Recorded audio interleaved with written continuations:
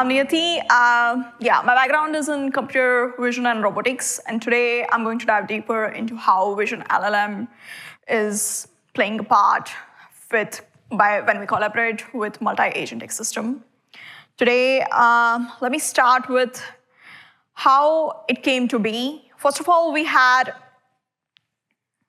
let me go to the agenda later, but how we reached to the agentic system. Let me talk about that a little bit.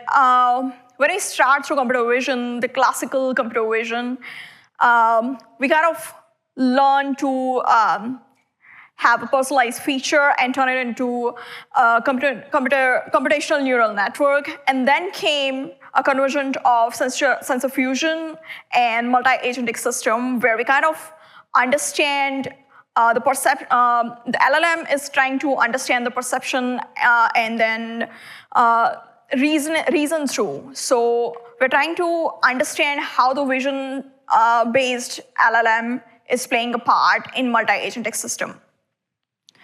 I'll be walking you through today this transition of multi-agentic system, where we have architecture of three main brief idea, where we have like LLM, which is large language model, human-computer interface, and machine vision.